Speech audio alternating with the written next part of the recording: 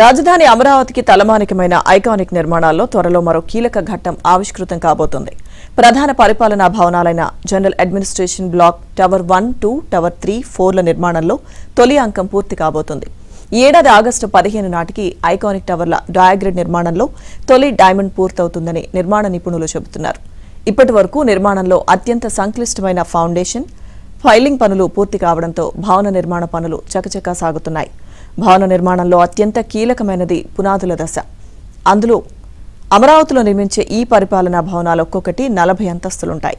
GAD భవనం అయితే ఏకంగా 50 అంతస్తుల వరకు ఉంటుంది.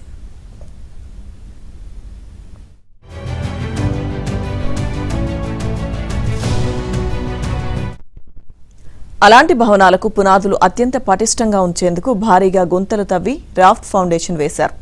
నేలమట్టం కంటే 30 అడుగుల లోతులో పనులు జరగడంతో చిన్న చినుకు పడితేనే పనులన్నీ ఆగిపోయేవి. దీంతో పునాదుల పనులకే 2 ఏళ్లకు పైగా సమయం పట్టింది. పునాదుల్లోకి చేరిన నీటిని తోడుకోవడం పెద్ద సవాల్గా మారింది. అయితే ఇప్పుడు ఇలాంటి బాలారిష్టాలను దాటి ఐకానిక్ భవనాల నిర్మాణం వేగంగా సాగుతుంది. నిర్మాణాలన్నీ ఇప్పుడు నేలను విడిచి ఆకాశం దిశగా దూసుకుపోతున్నాయి. జంపింగ్ టెక్నాలజీ అనేది షీర్ వాల్ టెక్నాలజీని పోలే ఉంటుంది, కానీ అంతకంటే ఎన్నో రెట్లు మెరుగైనది. ఐకానిక్ బిల్డింగ్ నిర్మాణాల్లో ఈ టెక్నాలజీని ఉపయోగిస్తున్నారు.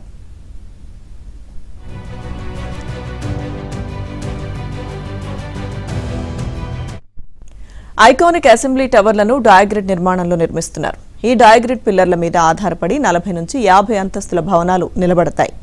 ఈ డయాగ్రిడ్ నిర్మాణంలో కింద నుంచి పై వరకు 7 నుంచి 9 వరకు డైమండ్లు వస్తాయి. ఏటవాలుగా త్రిభుజాకారంలో నిర్మించే పిల్లర్లు 2 ఒకచోట కలిపి మళ్లీ విడిపోయి పక్కనే ఉన్న ఇంకో పిల్లర్తో కలుస్తాయి. మళ్లీ పైకి వెళ్లి 2 కలుస్తాయి. అలా డైమండ్ ఆకారంలో డయాగ్రిడ్ పిల్లర్లు పైకి లేస్తాయి. ఈ డయాగ్రిడ్లో నిర్మించే ఒక డైమండ్ను ఆధారం చేసుకుని 6 అంతస్తులు వేస్తారు.